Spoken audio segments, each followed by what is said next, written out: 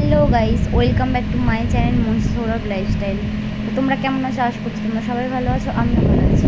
তো আমি আর আমার বড়মশাই একটু ঘুরতে বেরিয়ে পড়েছি, কেননা আজকে হচ্ছে রবিবার, আর রবিবারও সকাল সকাল ছুটি হয়ে যায়, তাই ও চলে এসছে। তা আমরা দুজনে মিলে একটু পার্কে ঘুরতে যাচ্ছি। তো মুম্বাইতেই মহাকালী এখানে একটা পার্ক আছে, ওখানে যাচ্ছি। তো আমরা বাসে একটু হাসি ঠাট্টা করছিলাম। হ্যাঁ, তো তোমাদেরকে পুরোটা দেখাবো, তোমরা দেখো। আর বাসটা না অনেক উঁচু জায়গা দিয়ে যাচ্ছিলো।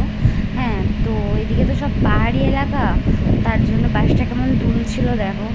তারপরে রাস্তা পার করে আমরা চলে আসলাম পার্কে। তো দেখো আমরা পার্কের ভেতরে ঢুকে গিয়েছি, আর এখানে সবাই বসে আছে, তার জন্য পার্কের ভেতরে ঢুকেই প্রথমে আমরা এখানে বসেছিলাম। কারণ হচ্ছে এই সুন্দর লাইটিংটা দেখছিলাম আমরা সবাই বসে বসে। খুব সুন্দর আমাদের ভারতের গান হচ্ছিল, আর সেই গানের সঙ্গে এই লাইটিংয়ের কাজটা খুব সুন্দর লাগছিল।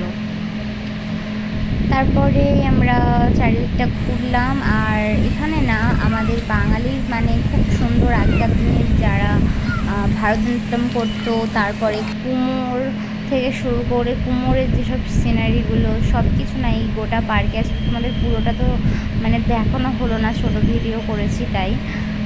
তো পরে যদি আবার কোনো দিন যাই তোমাদের দেখাবো। তো পার্কটা না অনেক বড় আর খুব সুন্দর জায়গাটা, মানে অনেক রকম সিনারি, অনেক গাছপালা, মানে দারুণ দারুণ জাস্ট।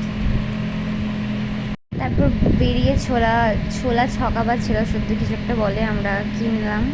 আমার খাওয়া যাবে না, আমি তাও কিনলাম জোর জবস্তি।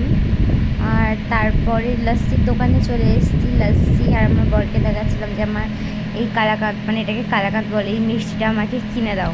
তো মিষ্টি কিনে আমরা লস্যি খেয়ে তো ঘরে চলে এসলাম।